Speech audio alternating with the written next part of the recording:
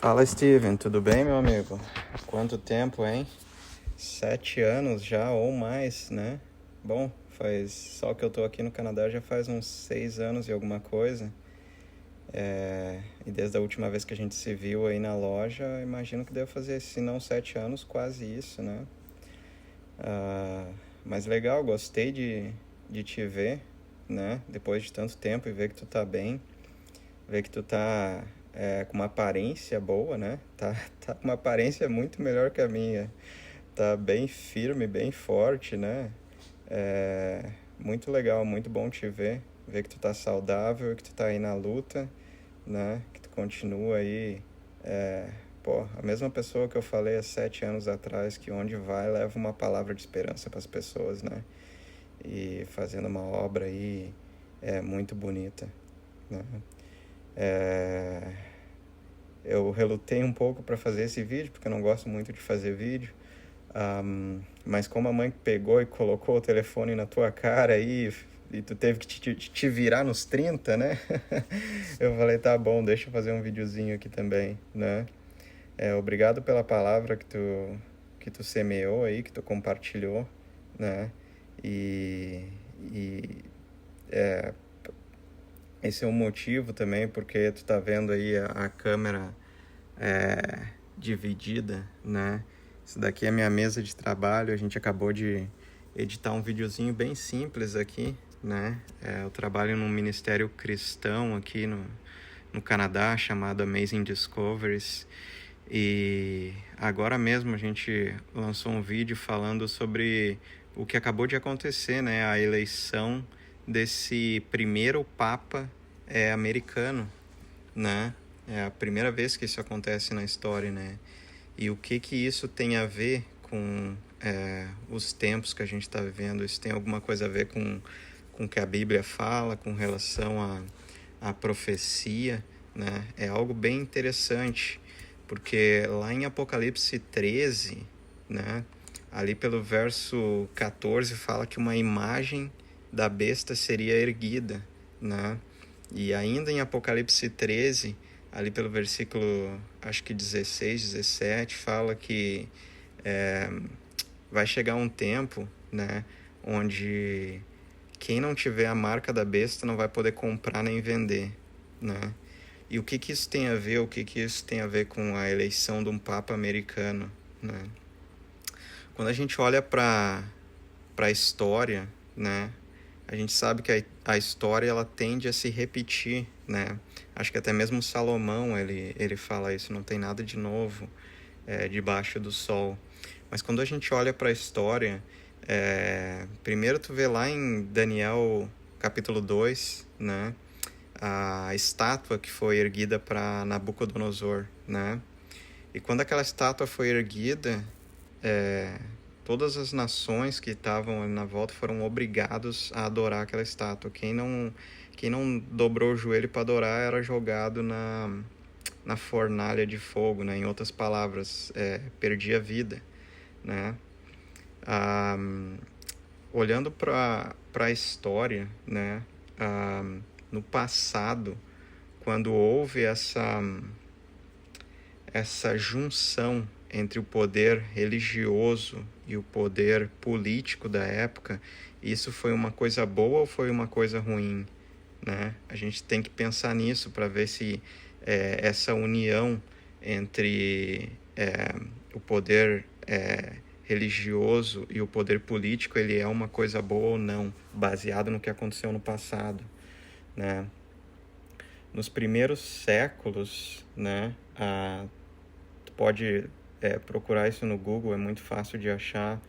A gente vê que depois que Jesus subiu aos céus, né, o Império Romano que existia naquela época começou a perseguir os cristãos daquela época, né? E a gente vê até hoje filmes dos cristãos sendo jogados no Coliseu para ser teatro para as pessoas, né? Eles eram perseguidos e mortos, né? Mas a história fala que quanto mais se matava os cristãos, mais novos cristãos e conversos surgiam, né? Como se o sangue dos primeiros cristãos frutificasse, né? E mais cristãos surgiam, apesar da perseguição. Eles estavam prontos para morrer por aquilo que eles acreditavam, aquilo que eles testemunharam com os próprios olhos, né? Que foi o aparecimento de Jesus, o evento que dividiu o século, que dividiu a história, né?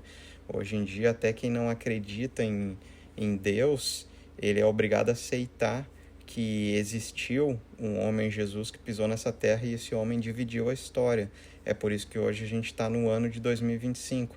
Não porque a Terra tem apenas 25 mil anos, 2025 anos, né? A gente sabe que a Terra existe há muito mais tempo do que isso. Mas por que a gente fala que a gente está no ano de 2025? Porque há 2025 anos atrás, um evento aconteceu que dividiu o calendário, dividiu a história, né? E a gente sabe que esse evento foi a vinda de Jesus à Terra e a sua morte, né? Porque a história ela continua antes de Jesus voltar, né? Por isso que a gente ouve 100 anos antes de Cristo, 1000 anos antes de Cristo, né? Tudo relacionado à vinda de Jesus Cristo na Terra. Então, independente se a pessoa acredita ou não em Jesus, né? Ela tem que aceitar que o calendário foi dividido por causa desse evento. Se isso fosse uma mentira, até hoje estaríamos vivendo a maior mentira de todos os tempos, onde todo mundo é obrigado a viver e a aceitar os dias que a gente tem vivido, né, baseado numa mentira. Então, esse é um fato bem interessante. Mas onde eu estava indo com isso era o seguinte: os primeiros cristãos, depois que Jesus subiu para o céu, que foram perseguidos pelo poder romano da época, muitos morreram, né? E a gente sabe que isso foi uma obra do inimigo, né? De querer destruir as testemunhas que presenciaram, que viram, né? Que andaram com Jesus e que estavam propagando os ensinamentos dele, né? É como se o diabo tivesse percebido que não adiantava matar os cristãos, porque quanto mais ele matava, mais cristãos surgiam. Então, o que ele fez? Ele mudou a tática dele. Nesses primeiros séculos, um dos imperadores, se eu não me engano, foi Constantino, né? Que era um dos imperadores romanos da época que perseguia os cristãos. Ele se converteu, aparentemente, ao cristianismo. Ele teve uma visão lá e viu algumas coisas e decidiu se converter, né? Só que quando ele se converteu ao cristianismo, né, ele não se converteu completamente. Ele trouxe muitos costumes pagãos que os romanos da época acreditavam. Eles adoravam o deus Sol, por exemplo, né? Tanto é que no escudo da armadura dos romanos eles têm lá o símbolo do Sol e tudo mais. Então, quando esse imperador Constantino, se eu não me engano, se converteu ao cristianismo, ele trouxe muitos costumes pagãos dentro da igreja daquela época, né? A primeira igreja que surgiu, que era considerada a igreja apostólica, se eu não me engano, a igreja católica apostólica, se eu não me engano, né? E então, com a conversão de Constantino, que era o poder político romano da época, a igreja passou a se tornar Igreja Católica Apostólica Romana, né? Foi daí que surgiu. Só que, como eu disse, a conversão dele, né, trouxe muitos costumes pagãos para dentro da igreja, né? E essa foi a primeira vez que o poder político se juntou com o poder religioso, né? E o que aconteceu naquela época? Isso foi uma coisa boa ou foi uma coisa ruim que aconteceu? Bom, a gente consegue ver na história que isso foi algo negativo, ocasionou muitas perseguições, ainda mais perseguições contra os reformadores da época, né? Daí vem a história de Martinho Lutero, que foi um dos protestantes que lutou contra as heresias que a Igreja Católica Apostólica Romana trouxe e queria obrigar os cristãos da época a aceitarem, né? Daí vem aquela expressão sola scriptura, quer dizer, apenas a escritura apenas, né? Porque os cristãos daquela época, eles se dividiram entre os católicos e os reformadores e os protestantes, né? Essa expressão correta. E o que os protestantes pregavam? Os protestantes pregavam pregavam a obediência apenas às escrituras, apenas a Bíblia, e não a interpretação que estava sendo exigida que os cristãos da época cumprissem, né? A gente lê nos 10 mandamentos de Deus lá, né? O primeiro mandamento é amar a Deus sobre todas as coisas, né? Não terás outros deuses diante de mim, não fará para ti imagens de escultura e nem se prostrará, nem adorará elas, né? Lembra-te do dia de sábado. Todos esses mandamentos, eles foram modificados quando o poder político se juntou com o poder religioso da época, né? Constantino trouxe todas essas mudanças do paganismo para dentro da igreja, que na época se tornou católica apostólica romana, né? E os protestantes da época, eles não aceitavam isso, e por isso eles foram perseguidos e muitos deles morreram como mártires, né, na fogueira. Na época a igreja católica vendia salvação, vendia perdão de pecados, quando tu vai na Bíblia, apenas Deus, apenas Jesus é o nosso mediador entre Deus Pai, né? Ele que perdoa nossos pecados. Então, o que aconteceu? Por isso que a Bíblia era escondida naquela época, né? Tu vê até nos filmes hoje em dia que ela era acorrentada, ela não era traduzida na linguagem do povo, porque eles faziam comércio com a palavra de Deus. Do mesmo jeito como é feito hoje por muitas denominações, onde os fiéis não são incentivados a estudar por eles mesmos, né? A gente vê, principalmente no Brasil, muitas igrejas, né, fazem comércio com dízimo, pregam uma teoria da prosperidade e tudo mais, né? Incentivando os fiéis a ouvir o que o pastor, o que o líder, o que o bispo fala, e não ler por eles mesmos o que a Bíblia fala, né? Então, por isso que a gente vê histórias como é que foi? Francesa, o termo correto está me fugindo da cabeça agora, a perseguição da época, a Revolução Francesa, se não me engano, em português, né? Em inglês é The French Revolution. O que foi a Revolução Francesa? Foi uma época onde a Igreja Católica mais perseguiu os cristãos, né? Os protestantes que não queriam aceitar, né? O poder e a corrupção que a junção do poder político com religioso da época estava fazendo pressão contra os cristãos da época, né? Então teve muita perseguição, muita matança, né? E tudo em nome da Bíblia, tudo em nome de Deus, tudo em nome de Jesus, né? Porque eles queriam literalmente forçar a obediência, né, aos ensinamentos que eles estavam propagando, que é totalmente contrário ao caráter de Deus, onde Deus é um Deus de liberdade, Ele nos deu o livre-arbítrio, Ele nos dá a opção de decidir se a gente quer aceitar e seguir Ele ou não, decidir se a gente quer guardar os mandamentos ou não. Ele não nos força nada, né? Acho que é em Apocalipse que fala que Jesus está à porta e Ele bate a porta do nosso coração, Ele não mete o pé e entra, né? Então, tudo isso apenas para olhar para o passado e ver se a junção entre o poder religioso e o poder político foi uma coisa boa ou não, né? Olhando para a história, a gente vê que não foi. Teve muita perseguição, muita opressão, né? E é isso que a gente vê acontecer novamente hoje, com a união entre igreja e Estado, né?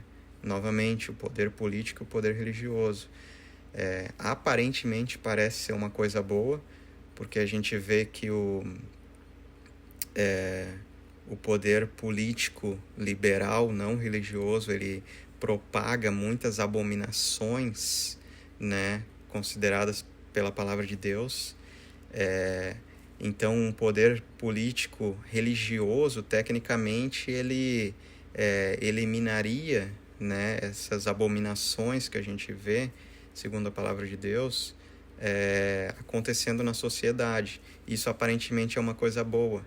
Mas a gente lê em Apocalipse, né, que é um livro que fala sobre os eventos finais, né, que inclusive no primeiro capítulo, ali pelos primeiros versículos, fala bem-aventurado aquele que lê e entende, né, essa profecia.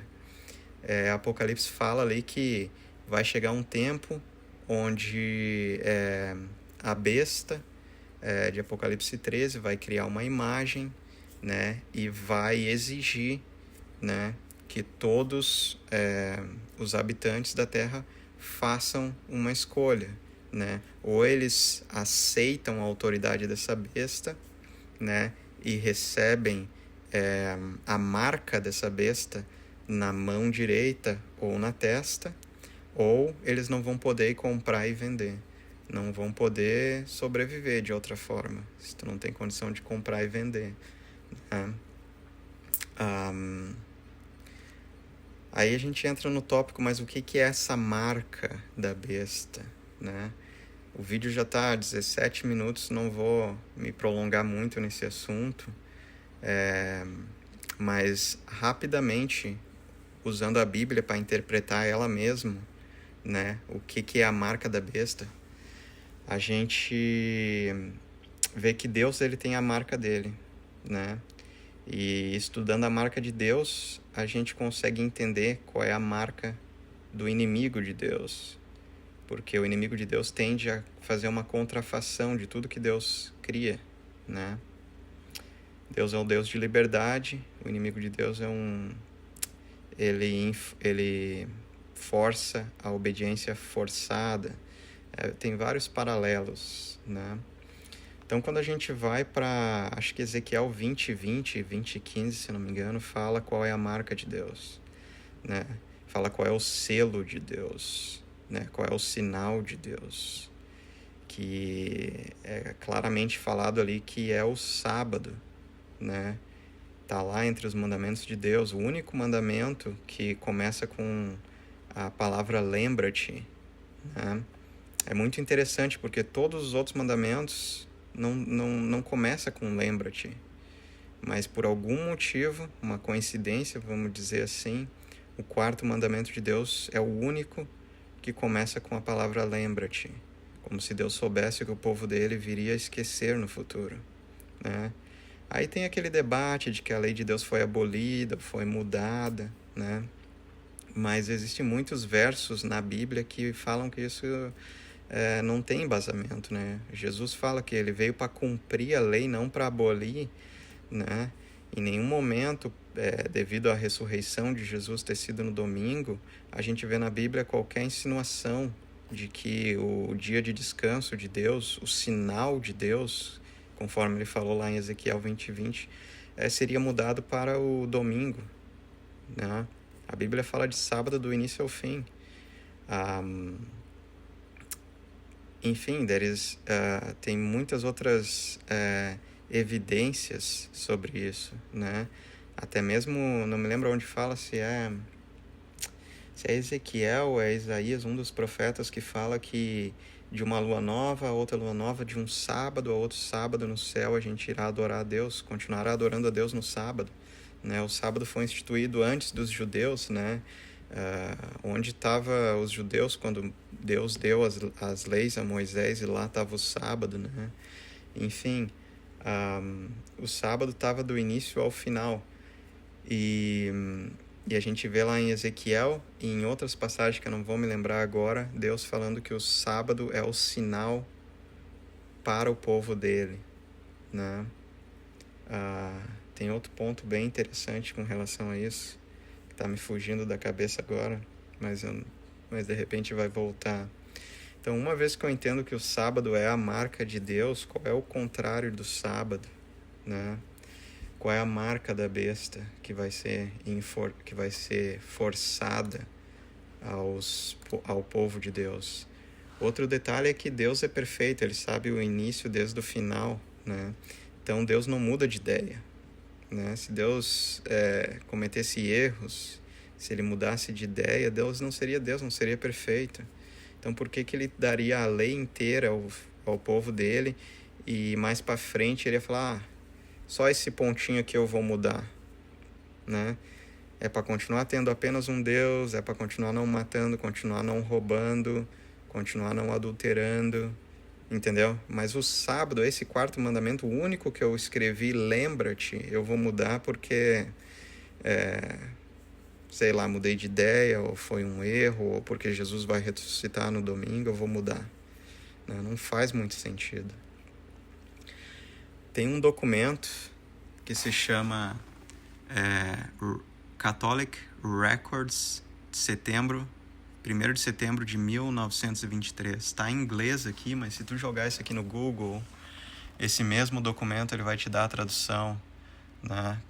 Acho que se eu selecionar aqui, colocar no tradutor, ele vai dizer aqui, a minha câmera está muito ruim, mas basicamente foi um documento que a Igreja Católica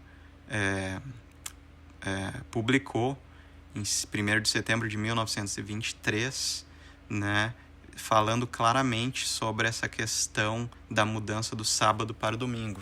E o que é interessante nesse documento é que ela fala claramente, isso aqui está em inglês, mas é um inglês tão básico que tu vai conseguir traduzir. Sunday, domingo, is our mark, é a nossa marca de autoridade, autoridade. A própria Igreja Católica confirmando qual é a marca de autoridade deles. O domingo, Sunday, é nossa marca de autoridade. A igreja, the church, is above the Bible, está acima da Bíblia. Consegue ver? The church, a igreja, is above the Bible, está acima da Bíblia. E a transferência do sábado, da observância do sábado para domingo, é a prova disso. É um fato, né? Como prova disso. Então, a própria Igreja Católica, nos documentos oficiais da Igreja, ela admite que o domingo é a marca de autoridade da Igreja e que a Igreja está acima da Bíblia. O que o Papa fala tem mais poder, tem mais validade do que o que está escrito na Bíblia, né? Novamente, isso aqui pode colocar no Google, pausar no vídeo e voltar atrás e fazer uma pesquisa por ti mesmo, né? Que tu vai confirmar todos esses documentos, né? Eles estão disponíveis na internet e se for falar com qualquer padre sincero, ele vai admitir isso. Isso aqui não é para falar que nossos irmãos católicos vão se perder ou qualquer coisa assim, né? Não, a gente não está falando de pessoas, a gente está falando do sistema. Muitas vezes a gente está envolvido num sistema sem compreender completamente o que aquele sistema significa. Eu fui católico por boa parte da minha vida, mais da metade da minha vida. Fiz comunhão, catequese, crisma, né? Ia na igreja bastante e, enfim, tenho um carinho muito grande, né, por todos os católicos, mas assim como eu estava nesse sistema sem realmente questionar, sem me perguntar, sem ir direto na Bíblia e ler apenas ouvindo o que o pastor, o que o padre falava, né? Eu não entendia, né? E é assim que eu vejo, assim que acontece muitas vezes até os dias de hoje. As pessoas vão na igreja e elas ficam apenas com a palavra que está sendo pregada lá e não investigam por elas mesmas, né? E quando tu vai investigar, tu acaba se surpreendendo, né?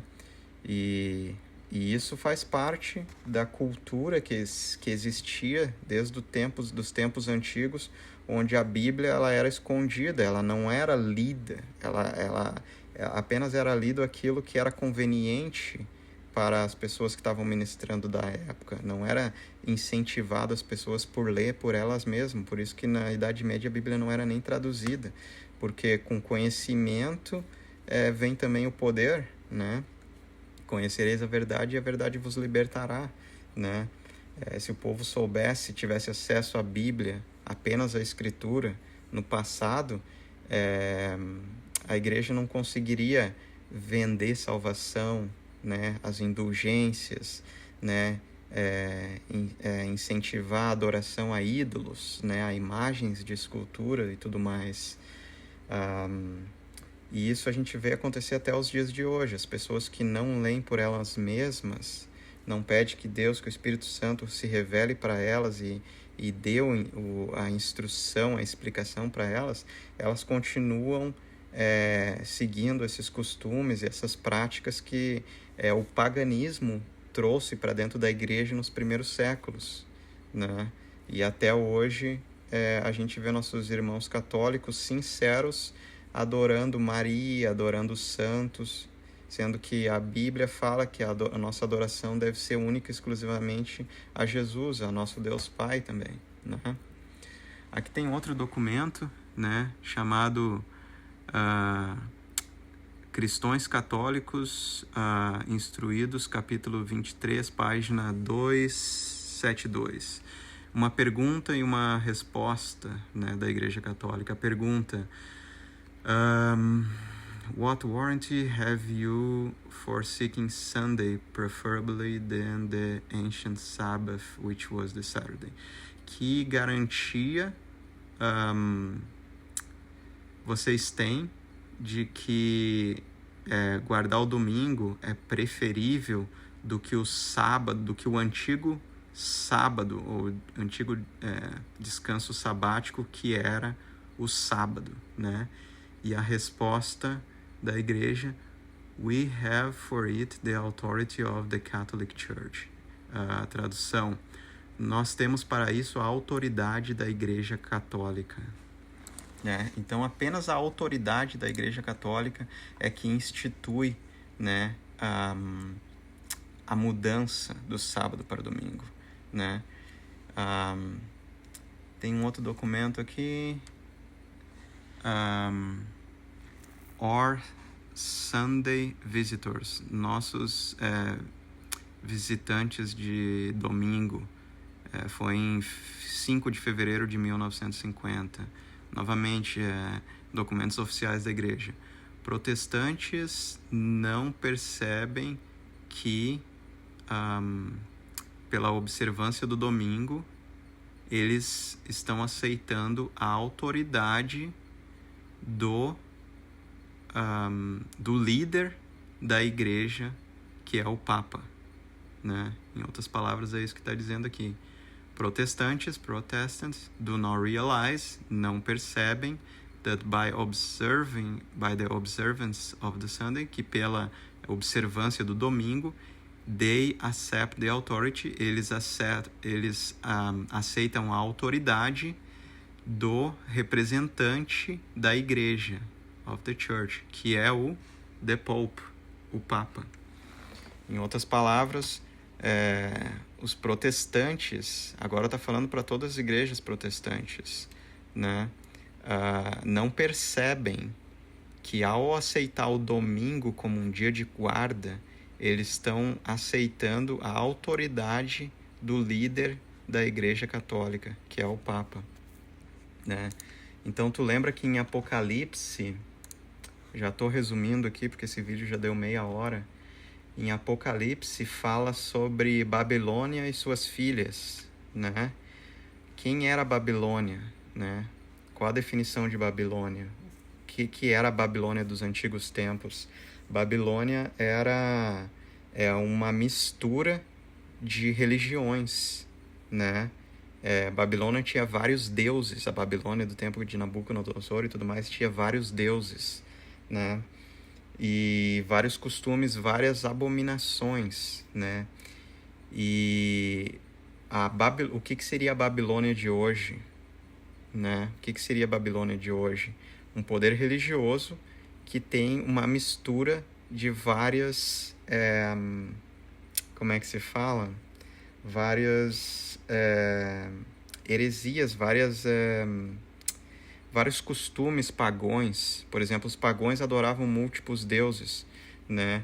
A Babilônia moderna de hoje, né? Que a Bíblia dá todos os indicativos que é o poder católico. De novo, não nossos irmãos católicos, não uma pessoa católica, mas o poder papal, a instituição, né? O poder católico, ele jogou por terra, né, os mandamentos de Deus. Eles mudaram os 10 mandamentos de Deus, de maneira que hoje são adorados imagens de esculturas, são adorados outros santos, como se fossem outros deuses. Mudou o dia de observância que Deus instituiu, que era o sábado, mudou para o domingo, né? Tem uma profecia, não me lembro se está em Daniel 7:25, que fala que um poder que viria a existir estaria encarregado de mudar os tempos e a lei, né? O calendário e a lei, né? Então a lei de Deus foi mudada, né? Os 10 mandamentos, a lei de Deus foi mudada. Hoje o catolicismo propaga que tu pode adorar santos, e o calendário também, né? Mudou o dia de guarda do sábado para o domingo. E em Apocalipse fala que as filhas da Babilônia, né, também seriam cúmplices dos seus flagelos, né, das pragas que cairiam nela no tempo do final, por terem enganado todas as nações. E aqui a gente acabou de ler que os protestantes que aceitam a guarda do domingo, né, em outras palavras, estão aceitando a autoridade da Igreja Católica, né, do Papa, né, da Igreja Mãe, a Babilônia, né? E quando as outras igrejas estão guardando o domingo, elas estão se assemelhando às filhas da Babilônia, né? É contado que porque Jesus ressuscitou no domingo, o dia de guarda foi mudado. Mas isso não tem embasamento bíblico nenhum. Isso aí é história de pastor, história de bispo, é história que não tem fundamento na Bíblia, não tem embasamento, né? De Gênesis a Apocalipse, a Bíblia fala sobre o sábado, né? Aqui tem um outro... isso aqui não é um documento, isso aqui é uma foto que está num dos murais lá do Vaticano. E aqui está o que está escrito nesse mural. O nome desse mural é o Sagrado Lateran. Não me lembro a tradução exata disso aqui, mas é o nome desse mural com esse escrito. E o que está escrito no mural, que está lá no Vaticano, é o que é o interessante.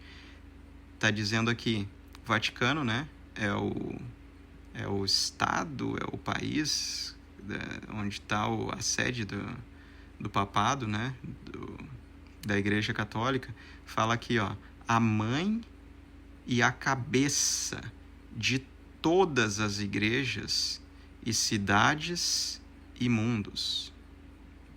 Então, em outras palavras, a Igreja Católica, o Vaticano, se considera a cabeça, a mãe, né? Lembra a Babilônia? A mãe, a cabeça de todas as igrejas e cidades do mundo. Ela mesma se autodenomina como a Igreja Mãe e cabeça de todas as outras igrejas. Mas ela só pode ser considerada mãe se as filhas aderirem os costumes da mãe, né? Os ensinamentos da mãe, né? Então existem muitas outras igrejas hoje em dia que seguem costumes, tradições que não têm embasamento bíblico, né?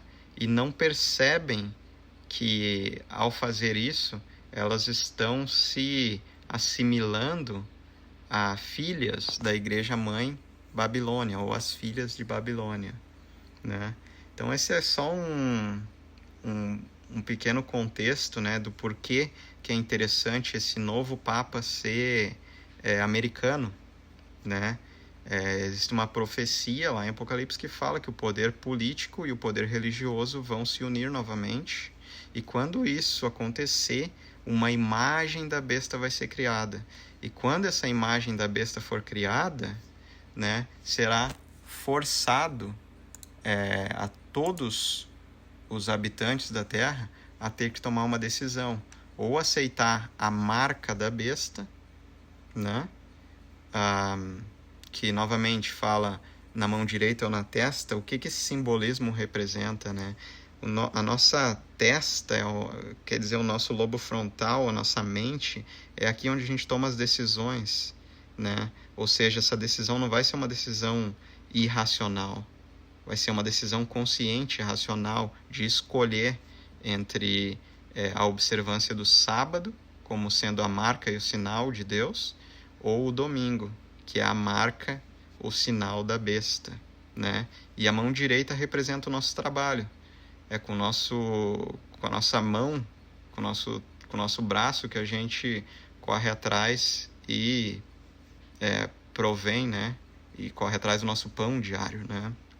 Então não vai poder comprar nem vender, não vai poder trabalhar, né? Não vai poder sustentar a família comprando e vendendo. E o que a Bíblia nos orienta a fazer? Ela fala que esse tempo vai chegar, e aqueles que não quiserem receber a marca da besta, aqueles que não quiserem aceitar a adoração do domingo como um dia de guarda, aqueles que não quiserem trabalhar no sábado, porque para que isso aconteça, a imposição forçada de trabalhar no sábado precisa acontecer. Hoje isso não está acontecendo ainda. Por isso que hoje ninguém ainda tem a marca da besta, né? A marca da besta só vai ser imposta quando os cristãos forem obrigados a trabalhar no sábado, né? Hoje em dia a gente só ouve falar de rumores e conversas, né, entre os líderes de que a Terra precisa de um dia de descanso para acabar com aquecimento global, poluição, o que for, né? A Terra precisa parar um dia, né? Para as famílias terem mais tempo para...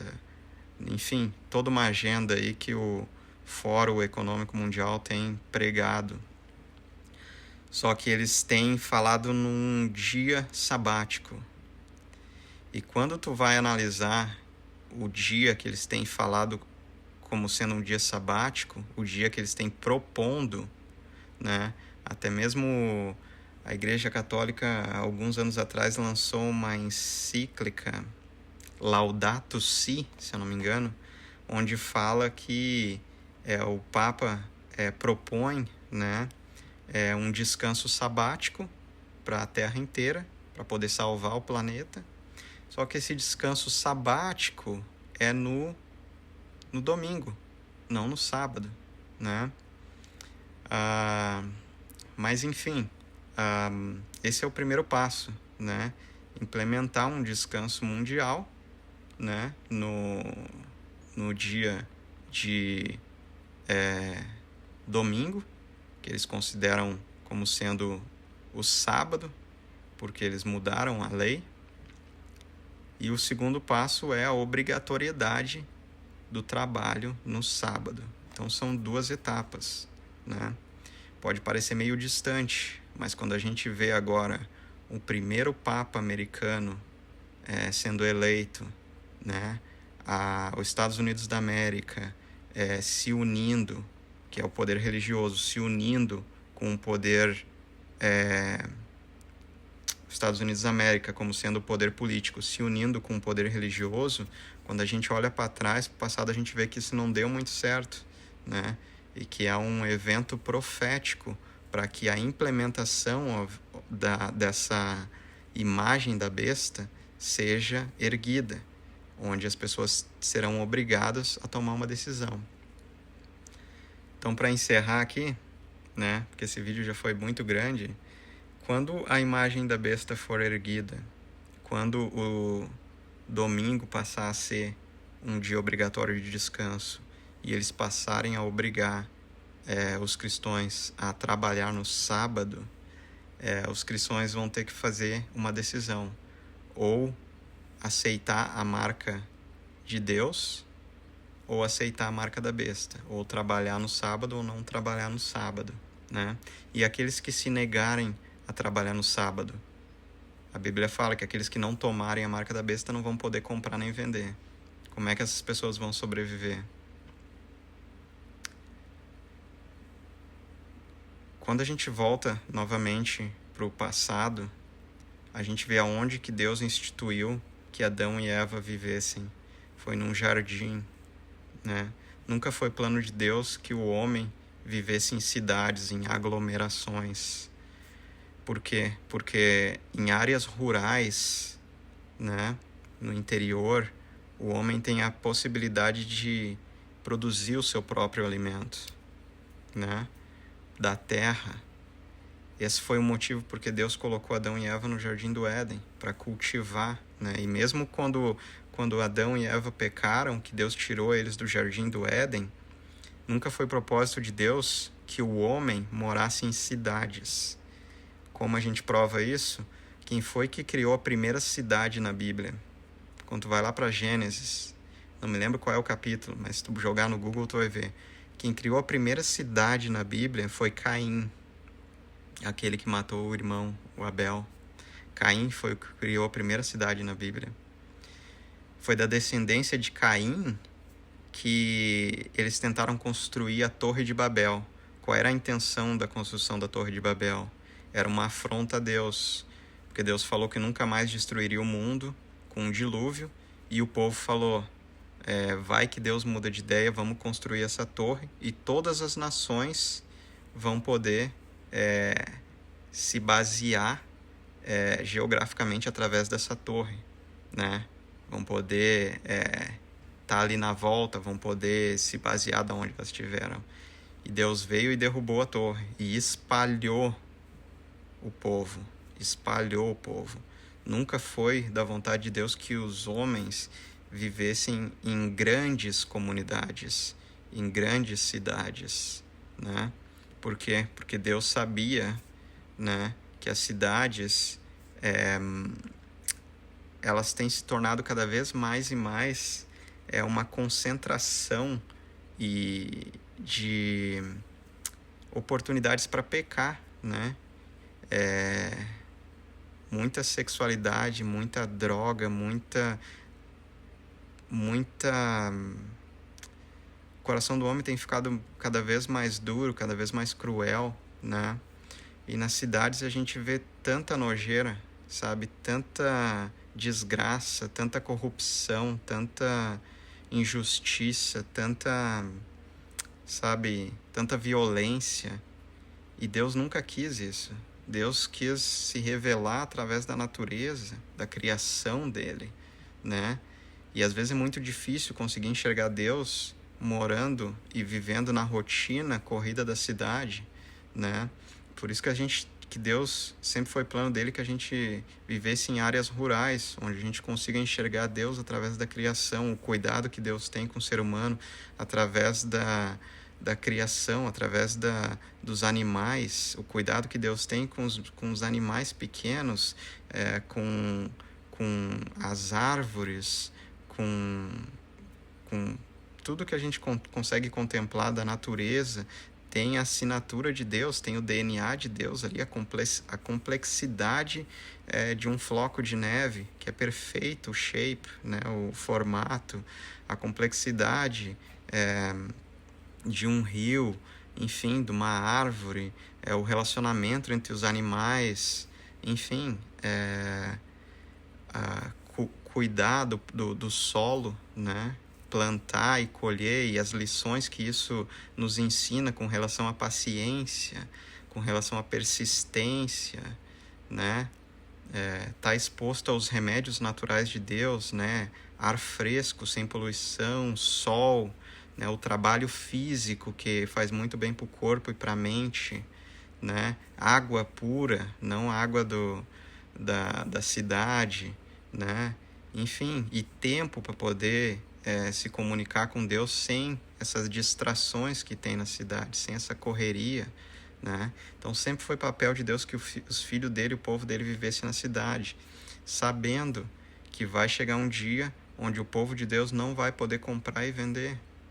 Então eles vão ter que depender única e exclusivamente dos seus próprios, do que eles mesmos plantarem, do que eles mesmos cultivarem, né?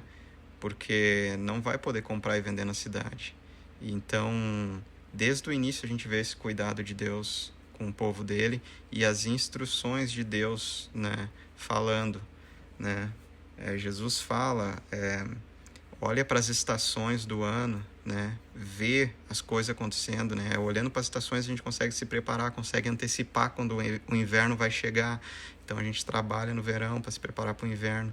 Quando a gente vê sinais na terra, no céu, no meio político, a gente vê que o circo está fechando. A imagem da besta está sendo formada, o poder político e religioso está sendo formado. Muito em breve vai ser forçado que o povo, que todas as nações façam uma decisão, ou aceitem a marca da besta, para que eles possam continuar comprando e vendendo, ou eles não vão poder comprar e vender. E se essa for a tua decisão, é bom a gente começar a pensar em alternativas, né, para poder comprar uma terrinha mais retirada no campo e poder construir a arca que vai proteger a nossa família, né? Porque uma vez Deus falou para Noé, vai chover, constrói uma arca. Nunca tinha chovido até então, né? Todo mundo achou que Noé era louco, né? Todo mundo achou que Noé era louco, mas Noé foi movido pela vontade de Deus. Ele obedeceu, ele construiu uma arca e a construção dessa arca foi o que salvou ele e a família dele, né? Então, essa é uma ilustração para nós nos dias de hoje, né? Fala que nos últimos dias serão como nos dias de Noé. A perversidade do mundo vai estar tão grande, né, que a gente precisa se retirar desses centros de pecado e enfim, de tanta desgraça, né? E começar devagarinho pensar em alternativas. Como eu posso fazer para começar a me retirar das grandes cidades e começar a construir minha arca, começar a construir minha horta, começar a construir a ter meu espacinho onde eu vou poder cultivar meus alimentos, né? Não vou estar exposto a todas essas tentações que a vida na cidade oferece, né? Então, desculpa por esse estudo bíblico quase, né? Bem longo, mas duas coisas que a Bíblia fala. Uma é que se a gente sabe da verdade e não compartilha, o sangue dos nossos irmãos vai ser requerido de nós, né? Se eu sei do que está para acontecer e eu não te aviso, o teu sangue vai ser requerido de mim, né? E se tu sabe do que está para acontecer e não avisa o teu irmão, o sangue do teu irmão vai ser requerido de ti, né? Outra palavra, Isaías, acho que é 55, não me lembro agora, 55 alguma coisa, 55:11, fala que a palavra de Deus ela nunca volta vazia, né? Nunca volta vazia.